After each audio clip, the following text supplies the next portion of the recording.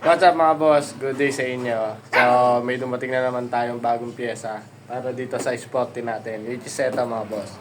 Ayan, real shock mga boss. Para dito sa Mio natin. Papalitan na natin tong stock na shock ng Mio Sporty natin.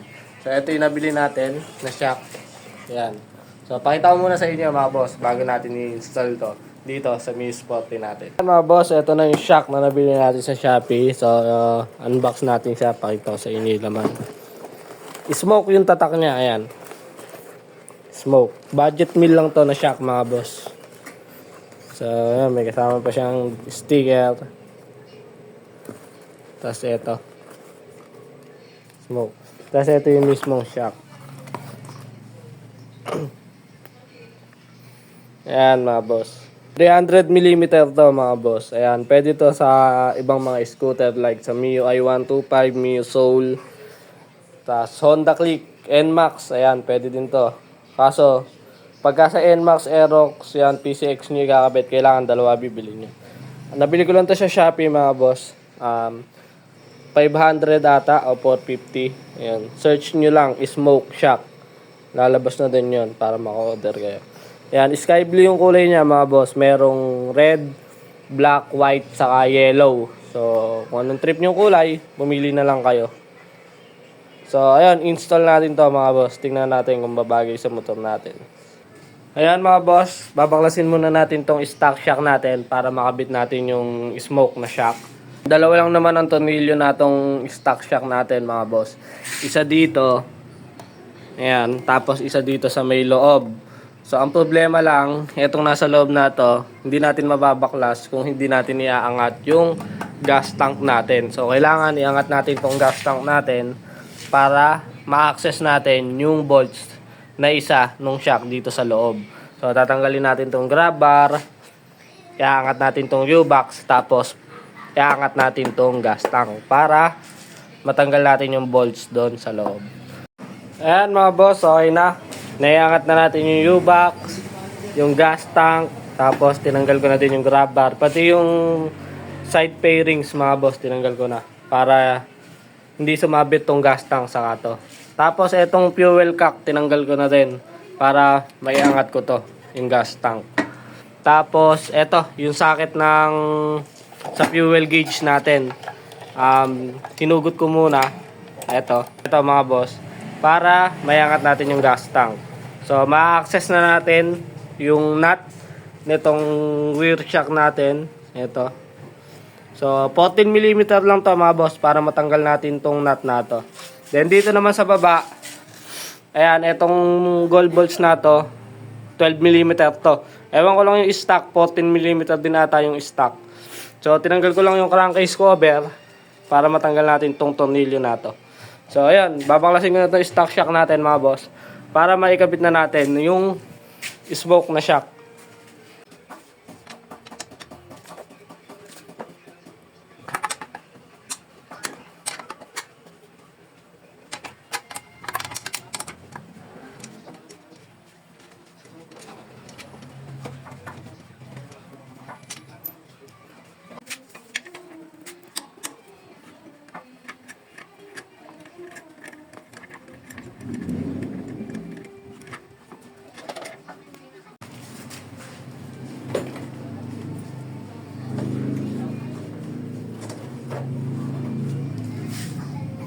Ayan mga boss, natanggal na natin yung stock na shock natin.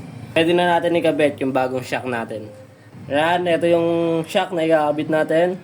Smoke shock, 300mm. So ito, papasok lang natin to dito mga boss. Ayan. Pasok lang natin siya dyan. Tapos, etong dulo na to, pasok lang natin dito.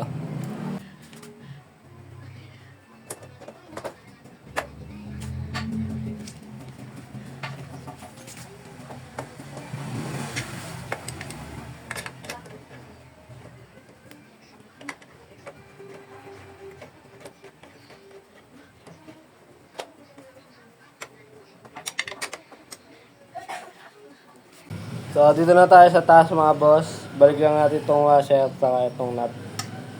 Yan, pasok nyo lang yung washer. Tapos yung nut.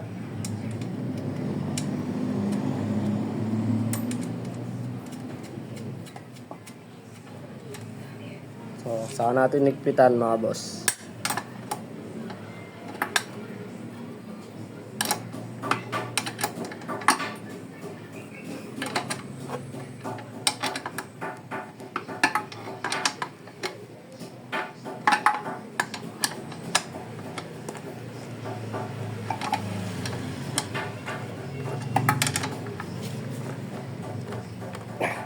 Yan mga boss, okay na.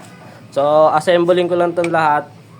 Balik ko lang sa dati. Pati yung side fairings, yung grab bar, gas tank, tsaka itong U-box. Tapos papakita ko sa inyo yung itsura ng shock.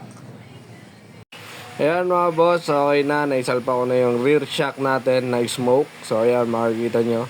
Bumagay naman siya mga boss. Mas gumanda tingnan nung napalitan natin ng rear shock compared dun sa stock. So ayan siya mga boss, bagay na bagay. Nasubukan ko na din yung shock mga boss, nagamit ko yung motor. Okay naman siya mag-play. Hindi siya sobrang tigas, hindi din siya sobrang lambot. Saktong-sakto lang. So sulit na sulit yung 450 na pagkakabili natin sa shock na to. So kung gusto nyo umiscore ng ganyang shock mga boss, search nyo lang sa Shopee, smoke shock, lalabas na dun yun. Pumili na lang kayo ng kulay na gusto nyo. So yun lang mga boss, sana makatulong sa inyo yung video na to. Kita ulit tayo sa susunod na video. Peace out.